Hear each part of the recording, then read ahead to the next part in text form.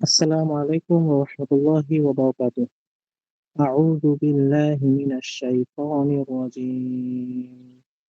بسم الله الرحمن الرحيم.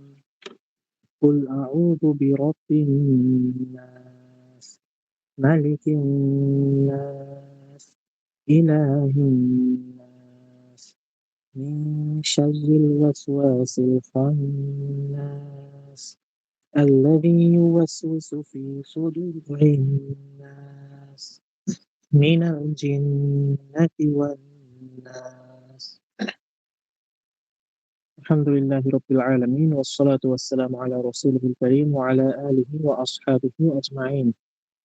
আলহামদুলিল্লাহ, আজকে আমরা সূরা নাসের তৃতীয় ক্লাসে এসেছি। আমরা ইতিমধ্যে দুইটি ক্লাস নিয়েছি এবং এর মাঝে আমাদের মাত্র দুইটা আয়াত হয়েছে।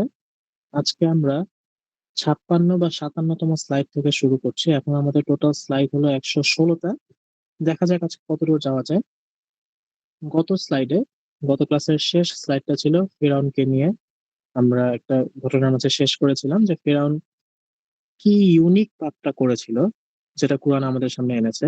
সে নিজেকে রব বলেছে, একাধারে ইলাহ বলেছে, মালিক বলেছে, এবং তার কারণে তার ফলস্বরূপ আল্লাহ তার দেহকে সংরক্ষণ করে রেখেছেন ভবিষ্যৎ পর্যন্ত সমস্ত মানুষের জন্য।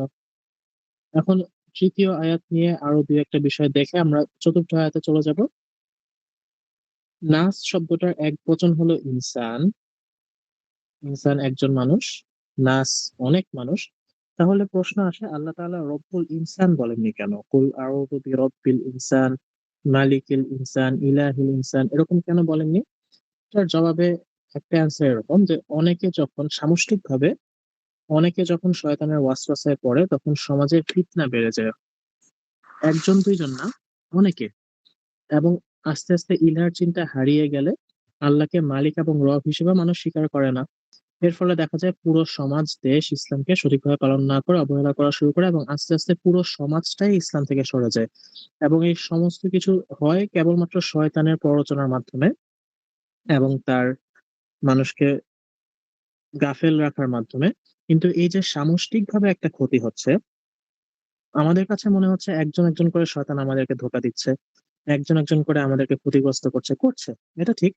কিন্তু আস্তে আস্তে যে সে পুরো সমাজকে একটা বিপথে নিয়ে যাচ্ছে সেটা আমরা ধরতে পারি না। কিন্তু এটা বোঝানোর জন্যই আল্লাহ তাআলা কুল আউযু বিরাব্বিন নাস, মালিকিন নাস, ইলাহিন নাস বারবার নাস শব্দটা ইউজ করেছেন। ইনসান না ব্যবহার করে নাস ইউজ করেছেন। আমাদের ক্লাস শুরু হচ্ছে ৯টা ৩ আমরা ৯টা ৩৩ এ শেষ করে দেব ইনশাআল্লাহ। দ্বিতীয় আরেকটা প্রশ্ন আমরা দেখব, সেটা হলো আল্লাহ এতবার নাস শব্দটা কেন আনলেন? সর্বনাম উনি আনতে পারতেন। যেমন আমার ৩ জন ছেলে আছে। ওরা প্রত্যেকদিন স্কুলে যায়। ওরা প্রত্যেকদিন স্কুল থেকে বাসায় ফিরে। আমি 2nd আর 3rd বাক্যে, ২য় আর ৩য় বাক্যে আ আমার ছেলেদের জায়গায় ওরা ব্যবহার করেছি যে ওরা প্রত্যেকদিন যাচ্ছে, ওরা প্রত্যেকদিন ফিরছে। কিন্তু আমি যদি এভাবে বলতাম যে আমার ৩ জন ছেলে আছে, আমার ৩ জন ছেলে প্রত্যেকদিন স্কুলে যায়, আমার ৩ জন ছেলে প্রত্যেকদিন স্কুল থেকে বাসায় ফিরে। তাহলে বাক্যটার মাঝে অর্থ একই, কিন্তু অর্থ একই হওয়া সত্ত্বেও আমি সর্বনাম ব্যবহার করছি না। প্রশ্ন হলো আল্লাহ তাআলা কেন এখানে নাস শব্দটা বারবার এনেছেন? সহজ উত্তর হলো মানুষের সম্মান বৃদ্ধির জন্য। রব্বুন নাস, মালিকুন নাস, ইলাহুন নাস বারবার মানুষের উল্লেখ করার মাধ্যমে মানুষের সম্মান বৃদ্ধির জন্য আল্লাহ এটা ব্যবহার করেছেন। আরেকটা অ্যান্সার হলো মানুষের মাঝে যখন সমস্যা হয় তখন আমরা আরো কর্তৃত্বশীল কারো কাছে যাই। যেমন কোন একটা দোকানে আমি গেলাম একটা পণ্য ক্রয় করার জন্য। সেখানে দোকানদার সমস্যা করলে আমি বলি, "আপনার ম্যানেজারকে ডাকুন, আপনার ঊর্ধ্বতন কর্মকর্তাকে ডাকুন, ওর সাথে আমি কথা বলব।" একইভাবে যদি আমি কোথাও টিউশনি করাই, ছাত্র বা ছাত্রীর প্রবলেম হলে আমি বলব, তোমার বাবাকে ডাকো, তোমার মাকে ডাকো, তার সাথে আমি কথা বলব।" একইভাবে সেই মানুষটাও যখন সেই উচ্চপদস্থ কর্মকর্তাও যখন সমাধান দিতে পারে না, তখন আমাকে আরো উপরে যেতে হয়। হয়তো আমাকে জেলা প্রশাসকের কাছে যেতে হয় বা আরো হাই লেভেলের কারো কাছে যেতে হয়। কিন্তু এখানে আমরা দেখতে পাচ্ছি যে মানুষ সমস্যা পড়লেও আমরা রব্বুন নাসের কাছে যাব, আল্লাহর কাছে, মালিকুন নাসের কাছে যাব, এরপর ইলাহুন নাস, অর্থাৎ সমস্ত ক্ষেত্রেই আমাদের যাওয়া উচিত একমাত্র আল্লাহ তাআলার কাছে। প্রাথমিকভাবে একদম ১ম এই। এরপর অন্য কারো কাছে আমরা যেতে পারি। বৈষয়িক কিছু সহযোগিতার জন্য আমরা অন্য কারো কাছে যাই। কিন্তু ১ম যেই চাহিদাটা আমাদের দরকার, যে চাহিদাটা আমাদের ফিল আপ করা দরকার সেটা হচ্ছে আল্লাহর কাছে যাওয়া। এজন্য আল্লাহ তাআলা বারবার সর্বনাম ইউজ না করে নাস শব্দটা এনেছেন। এরপর আমরা এখন ৪ নাম্বার আয়াতে যাই। আল্লাহ তাআলা বলছেন, মিন শাররিল ওয়াসওয়াসিল খান্নাস। মিন অর্থ থেকে, শার ক্ষতি বা অনিষ্ট, আল ওয়াসওয়াসিল খান্নাস আত্মগোপনকারী কুমন্ত্রণাদাতা অনিষ্ট বা ক্ষতি থেকে। এই পুরাটাই একদম প্রথম ক্লাসে আমরা জেনেছিলাম যে পুরো সূরা নাসটাই একটা বাক্য। সেই যে প্রথমে বাক্যটা শুরু হয়েছিল কুল আউযু বিরাব্বিন নাস, আমি আশ্রয় চাচ্ছি। কার কাছে আশ্রয় চাচ্ছি সেটা শেষ হয়েছে তৃতীয় আয়াতে এসে। আমি মানুষের রবের কাছে আশ্রয় চাচ্ছি, মানুষের মালিকের কাছে আশ্রয় চাচ্ছি, মানুষের ইলার কাছে আশ্রয় চাচ্ছি। কি থেকে আশ্রয় চাচ্ছি সেটা শুরু হলো ৪ নাম্বার আয়াতে। মিন শাররিল ওয়াসওয়াসিল খান্নাস আত্মগোপনকারী কুমন্ত্রণাদাতার অনিষ্ট থেকে। এজন্য কিছু, কিছু অনুবাদে আপনারা দেখবেন যে এখানে নিচে বা এই আয়াতের পরে লেখা থাকে ব্র্যাকেটে আমি আশ্রয় চাচ্ছি। কেন? এখানে আমি আশ্রয় চাচ্ছি এটা লেখা নেই। সেই প্রথম আয়াতের কন্টিনিউয়েশন হচ্ছে এটা। আমি আশ্রয় চাচ্ছি আত্মগোপনকারী কুমন্ত্রণাদাতা অনিষ্ট থেকে। এই বিষয়গুলো আমাদের জানা জরুরি। একদম ১ম এই আমরা যেটা দেখব সেটা হলো আল ওয়াসওয়াসুল খান্নাস। যেহেতু এখানে আলিফ লাম আছে আরবি ব্যাকরণের নিয়ম অনুসারে এটা নির্দিষ্ট কারো কথা বোঝাচ্ছে। এখন সেটাকে সকল মুফাসসির একমত যে এটি ইবলিস, শয়তানের প্রভু, যে আদম আলাইহিস সালামকে সিজদা করেনি, যে আদম আলাইহিস সালামকে জান্নাত থেকে বের করেছে তার প্ররোচনার মাধ্যমে তার কথা। কেননা যেটা বললাম আরবি ব্যাকরণের নিয়ম অনুসারে আলিফ লাম দিয়ে নির্দিষ্ট একজনকে বোঝাচ্ছে। এই যে ওয়াসওয়াসের আগে আলিফ লাম আছে, আল ওয়াসওয়াস, খান্নাসের আগে আলিফ লাম আছে, আল খান্নাস। যদি আমরা সূরা ফালাকের সাথে একটু মিলিয়ে দেখতে চাই, ওয়া মিন শাররি হাসিদিন ইযা হাসাদ, সূরা ফালাকের শেষ আয়াতে আল্লাহ বলছেন ওয়া মিন শাররি এবং ক্ষতি থেকে, হাসিদিন অহংকারী হিংসাকারীর, ইযা হাসাদ যখন সে হিংসা করে। ওই হাসিদের আগে কিন্তু আলিফ লাম নেই। যেকোনো হিংসাকারী হতে পারে। শয়তানও হতে পারে, বাসার পাশের একজনও হতে পারে, স্কুলের একজনও হতে পারে, মাদ্রাসার একজনও হতে পারে, কর্মক্ষেত্রের একজনও হতে পারে, ড্রাইভারও হতে পারে, যে কেউ হতে পারে। আত্মীয় হতে পারে, বাবা-মা হতে পারে, ছেলে-মেয়ে হতে পারে, যে কেউ হতে পারে, ভাই-বোন হতে পারে। সেটা অনির্দিষ্ট। কিন্তু এখানে নির্দিষ্ট। এখানে আলিফ লাম দিয়ে বোঝানো হচ্ছে শয়তান, ইবলিস শয়তান। সব শয়তানই ইবলিস শয়তান। এখন আমরা শুরু থেকে দেখি। শার অর্থ ক্ষতি। এটি এসেছে শারারাহ শব্দটি থেকে। আগুনের ফুলকি। শারারাহ অর্থ আগুনের ফুলকি, আগুনের স্ফুলিঙ্গ। আগুন জ্বালালে যেই ফুলকি শরীরে লেগে ক্ষতি করে। বিভিন্ন জায়গায় আমরা দেখি যে বিল্ডিং এর যে কাজ করছে তারা কোন রড ওয়েল্ডিং করছে। ওয়েল্ডিং করছে বলতে একটা যন্ত্র দিয়ে তারা ২ টা রডকে একসাথে লাগাচ্ছে। কিভাবে লাগাচ্ছে? প্রচন্ড তাপমাত্রা প্রয়োগের মাধ্যমে, একটা আগুন বের করার মাধ্যমে। আর সেটা যখন রডে লাগছে সেখান থেকে কিছু আগুনের ফুলকি বের হচ্ছে। তো সেটা চামড়ায় লাগলে অবশ্যই সেটা ক্ষতিকর। এজন্য যে ওয়েল্ডিং করে সে সবসময় একটা হেলমেট রাখে মুখের সামনে। একটা বড় লোহার হেলমেট রাখে যেন তার চোখে এটা না লাগে। হাতে বিশাল গ্লাভস পরে থাকে। যাই হোক, এরপর আল ওয়াসওয়াস শব্দটা কুমন্ত্রণাদাতা। এর শাব্দিক যে অর্থ, মূল ধাতুর যে অর্থ ওয়াসওয়াসা, অর্থ হলো খুব অল্প শব্দ। এমন অল্প শব্দ যা বোঝা কষ্টকর। যেমন ২ টা কানের দুলকে যদি একসাথে বাড়ি লাগানো হয়, তাহলে কিন্তু অত্যন্ত কম একটা শব্দ হবে। ক্লাসে মাঝে, মাঝে স্যাররা বা ম্যাডামরা বলেন যে pin drop silence. Pin drop silence মানে কি? এমন এমন নীরবতা যেখানে একটা পিন পড়লেও শোনা যাবে। এখন পিন পড়লে কিন্তু স্বাভাবিকভাবে সেটা শোনা যাওয়ার কথা না। খুব অল্প একটা শব্দ হয়। কিন্তু এই পরিমাণ অল্প শব্দটাও যেন ক্লাসে না হয় সে কারণে উনারা বলে থাকেন পিন ড্রপ সাইলেন্স। অনেকেই বলেন। এরপর আরেকটা এক্সাম্পল সেটা হলো শিকারী তার কুকুরকে ডাকা। সাধারণ অবস্থায় না, যখন একজন শিকারী, একজন হান্টার সে হান্ট করবে, সে একটা প্রাণীকে শিকার করবে, তার পাশে তার কুকুরটা আছে। সামনে হরিণ, শিকারীর হাতে বন্দুক, পাশে কুকুর। এখন যদি শিকারী বলে, "এই কুকুর দৌড় দাও, তাকে গিয়ে ধরো।" জীবনেও ধরতে পারবে না। কেন? কারণ তার গলা শুনে এই প্রাণীটা দৌড় দিয়ে পালিয়ে যাবে। এজন্য তাকে খুব আস্তে, খুব অল্প আওয়াজে কুকুরটাকে ডেকে বলতে হবে যে, "যাও।" বা কিছু একটা সে বলবে। একটা নির্দেশ দিবে। যে এত অল্প একটা শব্দ এটাই হলো ওয়াসওয়াসা। এরপর এখানে মুওয়াসউইস। আমরা আয়াতে দেখছি শব্দটা হলো মিন শাররিল ওয়াসওয়াসিল খান্নাস, আল ওয়াসওয়াস অর্থ কুমন্ত্রণাদাতা। কিন্তু কুমন্ত্রণাদাতার আসল আরবি হলো মুওয়াসউইস।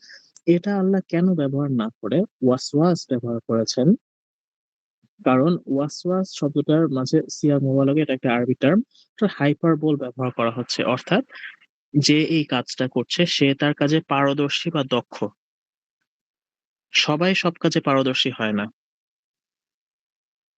রাস্তা থেকে ১০ জন মানুষকে তুলে এনে যদি আমি বলি যে আপনারা রিক্সা চালান, যারা আগে রিক্সা চালিয়েছেন বা রিক্সা চালানোর এক্সপেরিয়েন্স আছে উনারা খুব ভালো পারবে। ১০ জন মানুষকে তুলে আনবো র‍্যান্ডম। রিক্শাওয়ালাও থাকতে পারে, সে খুব ভালো পারবে, বাকিরা পারবে না। আমি ১০ জনকে তুলে এনে বললাম, "আপনারা একটা খাবার রান্না করেন।" সেই ১০ জনকে আনলাম, উনাদের কারো যদি খাবার রান্না করার এক্সপেরিয়েন্স থাকে, রাঁধুনির এক্সপেরিয়েন্স থাকে, উনারা ভালো পারবেন, বাকিরা পারবেন না। এখানে শয়তানের কিন্তু খুব ভালো অভিজ্ঞতা আছে। জান্নাতে আদম আলাইহিস সালাম থাকা সত্ত্বেও তাকে সে কুমন্ত্রণা দিয়ে বের করে দিয়েছে। এটা কি কম অভিজ্ঞতা না? সিভি ফিল আপ করার জন্য কি এটা যথেষ্ট নয়? আল ওয়াসওয়াস অত্যন্ত শক্তিশালী কুমন্ত্রণাদাতা। সহজ কথায় অত্যন্ত শক্তিশালী, অত্যন্ত পারদর্শী কুমন্ত্রণাদাতা। আরেকটা কারণ হলো আমরা কেবল তার ওয়াসওয়াসা থেকে নয় বরং তার অন্যান্য সকল ক্ষতি থেকেও আশ্রয় চাচ্ছি। সে কেবল ওয়াসওয়াসা দেয় তা না, সে কেবল মানুষকে ভুলিয়ে দেয়। আমরা ১ম বা ২য় ক্লাসে পড়েছিলাম যে শয়তানের একটা ক্ষমতা হলো মানুষকে ভুলিয়ে দেয়া। ইস্তাহওয়াযা আলাইহিমুশ শাইতানু ফাআনসাহুম যিকরাল্লাহ। শয়তান তাদের প্ররোচিত করেছে, তাদেরকে আল্লাহর স্মরণ ভুলিয়ে দিয়েছে। সেই ভুলিয়ে দেয়া এবং আরো কয়েকটা আমরা আজকে দেখব। কিন্তু আমরা কেবল তার এই একটা ক্ষমতা থেকেই যে আশ্রয় যাচ্ছি তা না, তার অন্যান্য সকল ক্ষতি থেকেও আশ্রয় যাচ্ছি। এই কারণে আল ওয়াসওয়াস শব্দটা আল্লাহ ব্যবহার করেছেন। এরপর আল খন্নাস অর্থ আত্মগোপনকারী, এর মূল শব্দ যেটা খুনস, ছোট বা চ্যাপ্টা নাক বিশিষ্ট। খরগোশ যখন মুখ তুলে উপরে তাকায় তখন তার নাকের স্বল্প কিছু নাড়াচাড়া দেখা যায়। একেই বলা হয় খুনস। আমরা একটু খেয়াল করি। আশা করি দেখা যাচ্ছে যে এখানে ২ টা খরগোশ এবং তারা তাদের নোজ বা নাক খুব অল্প নাড়াচাড়া করছে এবং এটা কিন্তু খুব অল্পই মানুষ দেখতে পায়। কাউকে যদি আমি বলি যে, "আপনি খরগোশ দেখেছেন?" "হ্যাঁ, দেখেছি।" "কেমন দেখতে?" "খুব সুন্দর। ছোটখাটো একটা প্রাণী। সে তার ৪ টা পা আছে, সুন্দর ২ টা কান আছে, খুব সুন্দর করে লাফালাফি করে।" সে কিন্তু এটা দেখেছে অবশ্যই। খরগোশ যদি সে দেখে থাকে, খরগোশের নাকের এই নাড়াচাড়া সে অবশ্যই দেখেছে। কিন্তু সে এটা মনে করতে পারছে না। এতই সূক্ষ্ম একটা বিষয়, এতই ছোট একটা জিনিস। তো এটাই হলো খুনস। এখন আরেকটা অর্থ হলো খনস বা দেরি করানো। খনসের খন্নাসের আরেকটা মূল ধাতু হচ্ছে খনস অর্থাৎ দেরি করানো। আর খন্নাস অর্থ সেই হিসেবে দাঁড়ায় যে যেই ব্যক্তি অপর কাউকে তার কাজ থেকে দেরি করিয়ে দেয়। এবং আল্লাহ খনিস বলেননি। খনাসা ইয়াখনুসু এখান থেকে আত্মগোপনকারীর আরবিতে আসার কথা খনিস। অর্থাৎ যে আত্মগোপন করে বা আত্মগোপনকারী, বরং আল্লাহ বলছেন খন্নাস অর্থাৎ যে বারবার এই কাজটা করে। যেমন আল্লাহ তাআলা কোরআনের বিভিন্ন জায়গায় উনাকে আল গফফার বলেছেন, আত-তাওয়াব বলেছেন। এর অর্থ এই না যে উনি একবার তাওবা করেন, তাওবা কবুল করেন। একবার উনি গফফার বা একবার উনি গফুর, একবার উনি ক্ষমা করেন না। বারবার উনি মানুষের তাওবা কবুল করেন। বারবার উনি মানুষকে ক্ষমা করেন। বারবার উনি মানুষের জন্য গফুর। এটাই হচ্ছে গফফার এবং বারবার তাওবা কবুল করেন। এটাই হচ্ছে তাওয়াব। এবং এই যে খন্নাস অর্থ হচ্ছে বারবার যে আত্মগোপন করে বা বারবার যে দেরি করে। এই অর্থ এই খন্স অর্থ অনুযায়ী দেরি করানো। একটা ক্ষমতা আরেকটা শয়তানের ক্ষমতা আমরা দেখব। সেটা হলো দুনিয়ায় মানুষের প্রধান কাজ আল্লাহর ইবাদত। ওয়া মা খালাকাতুল জিন্না ওয়াল ইনসা ইল্লা লিয়াবুদুন। সূরা যারিয়াতের ৫৬ নম্বর আয়াতে আল্লাহ বলেছেন, মানুষের এবং জিনের সৃষ্টির একমাত্র কারণ হচ্ছে আল্লাহর ইবাদত করা। কিন্তু শয়তান মানুষকে দেরি করিয়ে দেয়। কিরকম? সূরা হাদীদের ১৪ নম্বর আয়াতটা আমরা দেখব। কিয়ামতের একটা দৃশ্য আল্লাহ তাআলা আমাদের সামনে ফুটিয়ে তুলছেন।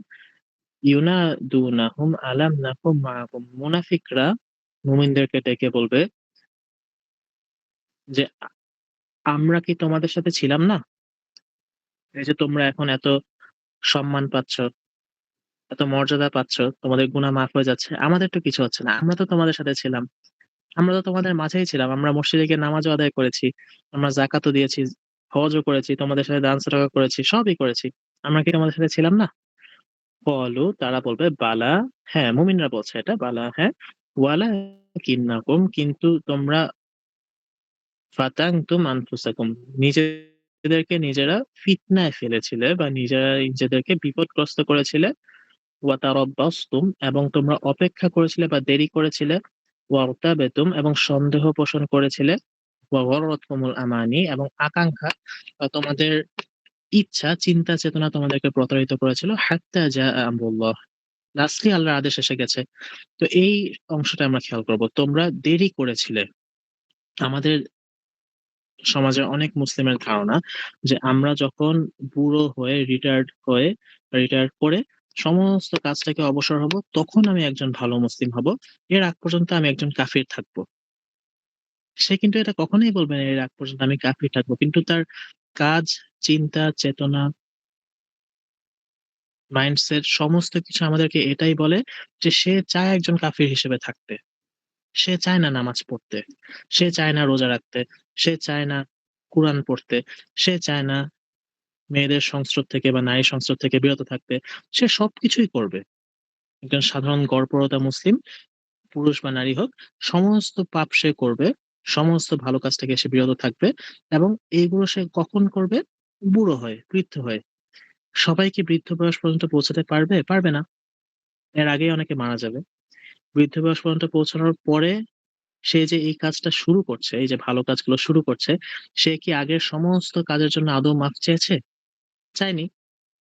স্বাভাবিকভাবে চাওয়ার কথা না। যদি না একজন ভালো আলেমের সংস্পর্শে সে আসে এবং অনেক কান্নাকাটি করে এবং অনেক তাওবা করে, তা না হলে তার এটা কবুল হওয়ার কথা না স্বাভাবিকভাবে। কাজেই এই যে দেরি করানো, এটাই হচ্ছে শয়তানের আরেকটা ক্ষমতা। সে মানুষকে বারবার বলে যে, "হ্যাঁ, এটা পরে করো। যাকাতটা আরো ৫ বছর পরে দিও। রমজানে কুরআন পড়া বা রোজা রাখা আরো কয়েক বছর পরে করো। মানুষের সাথে ভালো আচরণ করা, ধোঁকা দেয়া, ঘুষ ত্যাগ করা, সুদ ত্যাগ করা এগুলো আরো পরে করো। এখন তোমার সময় আছে। তুমি এটা ১০ বছর পরে করলেও সমস্যা নেই। এখন তুমি টাকা ইনকাম করো। পরে তুমি মানুষকে বেশি দান করে এই গুনাহটা মাফ করায় নিও।" সমস্যা এখানেই তাওবার জন্য যেসব শর্ত আছে তার মাঝে একটা হলো পূর্বের গুনার জন্য অনুতপ্ত হওয়া। দ্বিতীয়টা হলো আল্লাহর কাছে ক্ষমা চাওয়া। তৃতীয়টা হলো নেক্সট জীবনেও এটা করব না সেই ওয়াদা করা। যারা ভাবছে আমি এখন গুনাহ করে যাই, পরবর্তীতে একসময় গিয়ে তাওবা করে নিব, সে তাওবার শর্তগুলোই ফিল আপ করছে না। তাওবার মেইন শর্তগুলাই সে ফিল আপ করতে পারছে না। কাজেই তার তাওবা আদৌ কবুল হবে কিনা বড় একটা প্রশ্ন আসে। ওয়াসওয়াসা অর্থ অল্প শব্দ, খুনস অর্থ শব্দ না বরং মুখের বা দেহের অঙ্গভঙ্গি, পরামর্শ ইত্যাদি। আমরা একটু আগে দেখলাম মিন শাররিল ওয়াসওয়াসিল খান্নাস ২ টা অ্যাডজেক্টিভ, ২ টা বিশেষণ আল্লাহ উল্লেখ করেছেন শয়তানের। একটা হলো আল ওয়াসওয়াস, আরেকটা আল খান্নাস। একটা হলো অল্প শব্দকারী, শাব্দিকভাবে অল্প শব্দকারী, আরেকটা হলো শব্দ ছাড়া বাকি দেহের অঙ্গভঙ্গি অথবা পরামর্শের মাধ্যমে মানুষকে ভুলিয়ে যেয়ে দেয়। এখন আমরা এটা দেখব যে মানুষকে কেবল ওয়াসওয়াসা দিয়ে যে শয়তান ভুলিয়ে দেয় বা দেরি করায় তা নয়, বরং খঞ্জ দিয়েও মুখের বা দেহের অঙ্গভঙ্গি বা পরামর্শ বা ছবি, বর্তমানে আমাদের জন্য ছবিটাও একটা ফিতনা হয়ে দাঁড়িয়েছে। নিউজপেপার, মিডিয়া এগুলো একটা ফিতনা হয়ে দাঁড়িয়েছে। সবগুলো না, বিশেষ করে যেগুলো ভুল নিউজ ছাপা হয়, ভুল সংবাদ ছাপা হয় সেগুলো। এগুলো দ্বারাও মানুষকে শয়তানরা ধোঁকায় ফেলে থাকে। একটা হাদিস আমরা দেখব সহিহ মুসলিমের। রাসূল সাল্লাল্লাহু আলাইহি ওয়াসাল্লাম বলছেন, "মা মিনকুম মিন আহাদিন ইল্লা ওয়া ক্বাদ।" এটা আমি একটু ঠিক করে দিচ্ছি। এখানে একটু উল্টো হয়ে এসেছে এখান থেকে। এবার আমরা দেখি। ক্বালা রাসূলুল্লাহি সাল্লাল্লাহু আলাইহি ওয়াসাল্লাম, রাসূল সাল্লাল্লাহু আলাইহি ওয়াসাল্লাম বলেছেন, "মা মিনকুম মিন আহাদিন ইল্লা ওয়া ক্বাদ ওয়াকুল্লি বিহি করিনুহু মিনাল জিন।" তোমাদের প্রত্যেকের সাথেই একজন করে জিনের সঙ্গী বা একটা করে কারিন রয়েছে। একটা করে জিন আছে। সহজভাবে তোমাদের প্রত্যেকের সাথে একটা করে জিন আছে। ক্বালু, সাহাবীরা প্রশ্ন করলেন, ইয়া রাসূলুল্লাহ ওয়া ইয়াকা, এবং আপনার সাথেও কি আছে? রাসূল সাল্লাল্লাহু আলাইহি ওয়াসাল্লাম বললেন, ক্বালা ওয়া ইয়ায়া, এবং আমার সাথেও আছে, অবশ্যই আমার সাথে আছে। ইল্লা আন্নাল্লাহা আ'আনানি আলাইহি ফাআসলাম, কিন্তু আল্লাহ আমাকে সাহায্য করেছেন। ফলে আমার সাথে যে জিনটা আছে সে ইসলাম গ্রহণ করেছে। ফালা ইয়া'মুরুনি ইল্লা বিখাইর, সে শুধু আমাকে ভালোর দিকে প্ররোচিত করে। নতুন একটা বিষয় আমরা জানতে পারছি এখানে, এটা অনেকেরই চিন্তাটা নেই। এই বিষয়টা হয়তো জানা নাও থাকতে পারে। সেটা হলো প্রত্যেক মানুষের সাথে আমরা জানি আমাদের প্রত্যেকের কাঁধে ২ জন করে ফেরেশতা থাকে। বাম কাঁধে ১ জন, ডান কাঁধে ১ জন। বাম কাঁধের জন যে খারাপ তা না। সে ভালো, ডান কাঁধের জন্য ভালো। তবে ডান কাঁধের জন ভালো আমলটা লিপিবদ্ধ করে, বাম কাঁধের জন খারাপ আমলটা লিপিবদ্ধ করে। এর মানে এই না যে বাম কাঁধের ফেরেশতা খারাপ।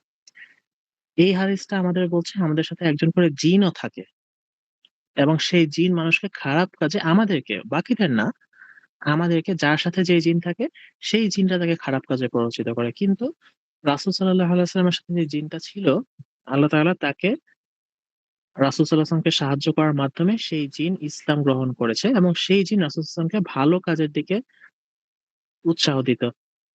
ফালা ইয়া'মুরুনি ইল্লা বিখাইর।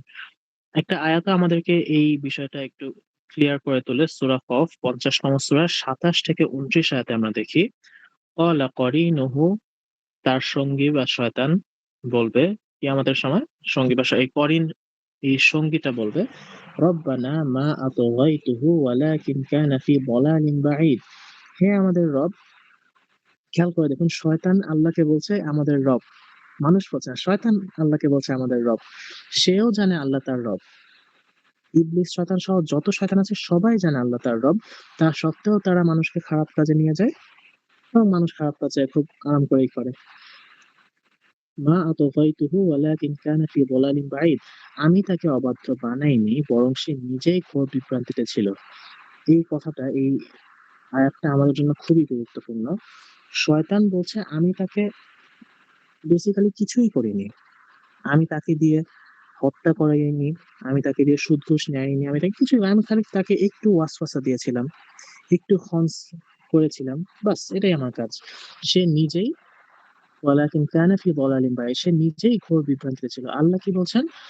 আল্লাহ বলছেন, লা তাখতাসিমু লাদাইয়া ওয়া ক্বাদ কদ্দামতু ইলাইকুম বিল ওয়াঈদ। তোমরা আমার সামনে তর্ক করো না। তুমি আর তোমার সঙ্গী যাদেরকে তোমরা খারাপ দিকে নিয়ে গেছো, তোমরা আমার সাথে তর্ক করো না। অবশ্যই আমি পূর্বেই তোমাদের সতর্ক করে দিয়েছিলাম। নবী রাসূলদের পাঠানোর মাধ্যমে, কিতাবের মাধ্যমে। নবী রাসূলরা আমরা পাইনি, দায়ীদের মাধ্যমে, আলেমদের মাধ্যমে, ইসলামের মাধ্যমে। মা ইউবাদদিলুল কওলু লাদাইয়া ওয়া মা আনা বিযাল্লামিন লিল আবিদ। আমার কথার পরিবর্তন হয় না এবং আমি আমার বান্দাদের প্রতি কোনো অবিচার করি না। কাজেই আমরা বুঝতে পারছি যে এই করিন জিনের বিষয়টা অবশ্যই সত্য। কেউ যদি এটা অস্বীকার করে তাকে ইসলাম নিয়ে আরো গভীর পড়াশোনা করতে হবে। প্রত্যেক মানুষের সাথে যে জিন আছে এই বিষয়টা। রাসূল সাল্লাল্লাহু আলাইহি ওয়াসাল্লামের করিন জিন উনাকে, বা এই সঙ্গী জিন উনাকে ভালো কাজে সহায়তা করত। আমাদের ক্ষেত্রে কিন্তু বিষয়টা এমন না। আমরা যদি ভাবি আমরা এখন আল্লাহর কাছে খুব, খুব দোয়া করব, আল্লাহ আমাদের এই করিন জিনকে আমাদের বন্ধু বানিয়ে দিবেন। আল্লাহ তাকে ইসলাম কবুল করিয়ে দিবেন। কিন্তু এটা হবে না। কেননা রাসূল সাল্লাল্লাহু আলাইহি ওয়াসাল্লাম হচ্ছেন নবী, একজন নবী। উনার ক্ষেত্রে আল্লাহ এই বিশেষ হেল্পটা করেছেন। আমরা সাধারণ মানুষ। যদি এইরকম কিছু আমরাও করতে পারতাম, তাহলে সাহাবীরা আমাদের আগে এটা করে ফেলতেন। সাহাবীদের থেকেও বর্ণনা আসলো যে হ্যাঁ, আমরা আল্লাহর খুব ভালো বান্দা। আমরা আল্লাহর অনেক ইবাদত করেছি। আল্লাহ আমাদের করেন জিনগুলোকে আমাদের অনুগত করে দিয়েছেন। তারাও মুসলিম হয়ে গেছে। কোন সাহাবী এ কথা বলেনি। কোন সাহাবীর কাছ থেকে এরকম কোন হাদিস নেই, কোন বর্ণনা নেই, কিচ্ছু নেই। কেবল রাসূল সাল্লাল্লাহু আলাইহি ওয়াসাল্লামের কাছ থেকে। জিন আমাদেরকে বারবার খারাপ কাজের প্ররোচনা দেয়, ওয়াসওয়াসা দিতে থাকে এবং তাদের আরেকটা ট্রিক্স হলো, মানুষ খারাপ কাজ করে ফেললে সে আত্মগোপন করে বা লুকিয়ে যায়। আর খন্নাস অর্থটা এখানে এপ্লাই হচ্ছে। সে আত্মগোপন করে, লুকিয়ে যায় এবং মানুষ ভাবে যে যা দোষ হয়েছে, যত ঝামেলা হয়েছে, যত পাপ হয়েছে, যত ক্ষতি হয়েছে সব আমিই করেছি। শয়তান কিছু করেনি। আমি বড় শয়তান। শয়তানের কোনো হাত নেই। আমি বড় শয়তান। এবং সমস্যা কি? এতে সে আরো হতাশ হয়ে যায়। তার মনে হয় আমি না থাকলেই ভালো হতো। দুনিয়াতে আমাকে ছাড়াই ভালো। আমি না থাকলেই পৃথিবীতে আরো ভালো একটা প্লেস হতো। শয়তান কখনো থামে না, রেস্ট নেয় না। আমরা জিকির থেকে, আমরা আল্লাহর জিকির থেকে ছুটি নিতে পারি, কিন্তু শয়তান নিবে না। যেখানেই আমরা যাই, যাই আমরা করি না কেন, এই ঘুম বাদে, ঘুমের সময়টা বাদে, আল্লাহ রাসূল সাল্লাল্লাহু আলাইহি ওয়াসাল্লাম বলেছেন যে ৩ শ্রেণীর মানুষের কাছ থেকে আমলটা বন্ধ রাখা হয়। একটা হচ্ছে যারা ঘুমিয়ে থাকে এবং ঘুমের মধ্যে শয়তানটাকে ওইভাবে প্রভাবিত করতে পারে না। সে ভালো কাজ করুক, খারাপ কাজ করুক, শয়তানের সেখানে কোনো হাত নেই। কাজেই একজন ঘুমন্ত ব্যক্তি তার সওয়াব, গুনাহ ক্লোজড। ওইটা বাদে স্বাভাবিকভাবে জেগে থাকলে যেকোনো জায়গায় যেকোনো সময় শয়তানের কাজ হলো মানুষকে প্রভাবিত করা, খারাপ দিকে নেয়া অন্তরে আল্লাহকে স্মরণ করা হলে এই জিনটা, এই করিন জিন সে সরে যায়, আত্মগোপন করে, এই যে খন্নাস। এবং যখন আল্লাহকে মানুষ ভুলে যায় আবার সে হাজির হয়। কাজে আমরা বুঝতে পারছি যে ওয়াসওয়াস হলো অফেন্স বা তার আক্রমণাত্মক কাজ, খন্নাস হলো ডিফেন্স বা তার রক্ষণাত্মক কাজ। এই দুইটাই আল্লাহ তাআলা একই আয়াতে উল্লেখ করেছেন, মিন শাররিল ওয়াসওয়াসিল খন্নাস। দুইটাই চলতে থাকে, একবার ওয়াসওয়াস, একবার খন্নাস। যখন মানুষকে প্ররোচিত করতে চায় ওয়াসওয়াস, যখন মানুষ খারাপ কাজটা করে ফেলে তখন খন্নাস। আবার যখন মানুষ আল্লাহকে স্মরণ করে তখন খন্নাস, আল্লাহর স্মরণ বাদ দিয়ে দিলে আবার ওয়াসওয়াস। বারবার এই দুইটা চলছে, বারবারই চলছে। এরপর শয়তানের আরেকটা ক্ষমতা, আরেকটা পাওয়ার আমরা দেখবো, সেটা হচ্ছে রাগ করানো। আবু দাউদের রাসূল সাল্লাল্লাহু আলাইহি ওয়াসাল্লামের একটা হাদিস বর্ণিত আছে, ইন্নাল গাদাবা মিনাশ শাইতান। তিনি বলছেন নিশ্চয়ই রাগ, ক্রোধ শয়তানের পক্ষ থেকে বা শয়তানের কাছ থেকে আসে। ওয়া ইন্নাশ শাইতানা খুলিকা মিনান নার। এবং শয়তান সৃষ্টি হয়েছে আগুন থেকে।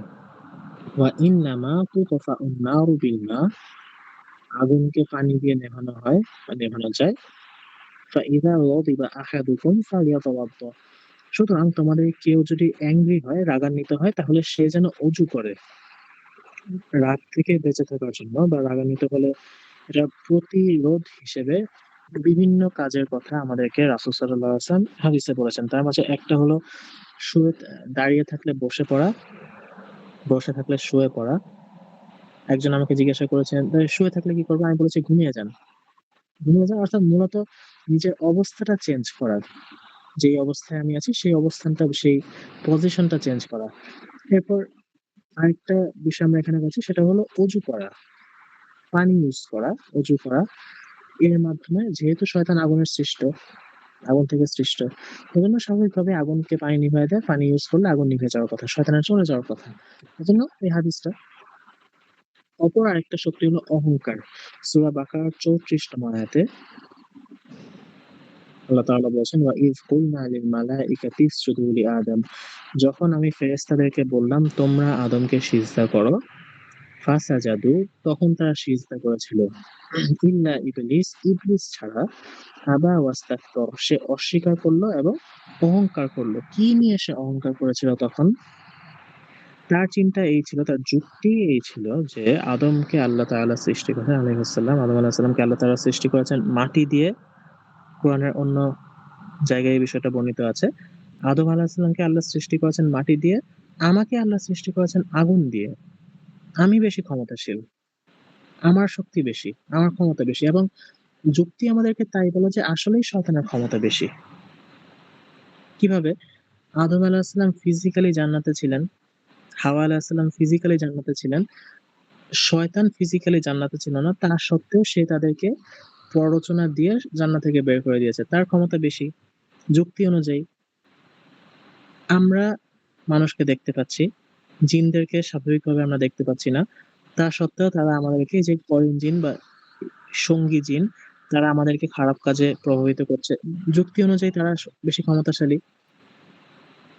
কোরআনের অন্য জায়গায় বর্ণিত আছে যে শয়তানরা উঠতে পারে, জিনরা উঠতে পারে। তারা উপরে গিয়ে ফেরেশতাদের কথোপকথন শুনে সেখান থেকে মানুষের কাছে সেটা বর্ণনা করে। তো তারা উঠতেও পারে। তাদের আরো ক্ষমতা আমরা পাচ্ছি। তারা শক্তিশালী, আমরা প্রমাণ পাচ্ছি। সুলাইমান আলাইহিস সালামের ঘটনা আমরা জানি। উনি তার জিনদেরকে বলেছিলেন যে, "তোমরা কে ওই রাজ্যের রানীর সিংহাসন নিয়ে আসতে পারবে?" একজন বলল, একজন জিন সুলাইমান আলাইহিস সালামকে বলল যে, "আপনি চোখ বন্ধ করবেন, চোখ খোলার আগে আমি নিয়ে আসতে পারবো।" এটা কোনো মানুষের পক্ষে পসিবল না। কোনো টেলিপোর্টেশন মেশিনে হয়তো সম্ভব, কিন্তু সেটা এখনো মানুষ আবিষ্কার করতে পারেনি, মনে হয় না পারবে। তো প্রত্যেকটা বিষয় থেকে আমরা বুঝতে পারছি, ইবলিসের কথা থেকে আমরা বুঝতে পারছি যে আসলে জিনদের ক্ষমতা বেশি। কিন্তু আল্লাহ তাআলা আমাদেরকে বুঝিয়ে দিচ্ছেন যে যার ক্ষমতা বেশি সে সম্মানিত বেশি হবে, এমন কোনো বিষয় নেই। এমন কোনো কথা নেই। যুক্তি আমাকে বলছে জিনের ক্ষমতা বেশি। যুক্তি আমাকে বলছে শয়তানের পাওয়ার বেশি। কাজেই তার সম্মান কি বেশি হবে? না। সম্মান বেশি হবে আল্লাযীনা আমানু ওয়া আমিলুস সলিহাত, যে ঈমান আনবে এবং যে ভালো কাজ করবে। সূরা আসরে আমরা পাই ওয়া তাওয়াসাউ বিল হক ওয়া তাওয়াসাউ বিস সবর, এবং যারা ভালো কাজে সত্যের উপদেশ দিবে পরস্পরকে এবং ধৈর্যের উপদেশ দিবে পরস্পরকে। কাজেই যুক্তি আমাদের যা বলবে সেটা ভুলও হতে পারে। আমাদেরকে অবশ্যই কুরআন এবং হাদিস থেকেই সমস্ত কিছু নিতে হবে। সমস্ত আ দলিল নিতে হবে। না হলে পথভ্রষ্ট হয়ে যাওয়ার, এই শয়তানের মতো, ইবলিস শয়তানের মতো ভ্রষ্ট হয়ে যাওয়ার সম্ভাবনা আছে। ৯:৩২ বেজে গেছে। আমরা আমাদের আজকের ক্লাসটা এখানে শেষ করছি। এখন আমরা আছি ৭৮তম স্লাইডে। যদি আল্লাহ তৌফিক দেন তাহলে এখন টোটাল স্লাইড হচ্ছে ১১৬ টা। হয়তোবা আরো ৩ বা ৪ টি ক্লাসের পরে আমাদের এই সূরা নাস শেষ হয়ে যাবে। এরপর আমরা সূরা ফালাক শুরু করব ইনশাআল্লাহ। সুবহানাকাল্লাহুম্মা ওয়া বিহামদিকা আশহাদু আল্লা ইলাহা ইল্লা আনতা আস্তাগফিরুকা ওয়া আতুবু ইলাইক। জাযাকুমুল্লাহু খাইর। আসসালামু আলাইকুম ওয়া রাহমাতুল্লাহি ওয়া বারাকাতুহু।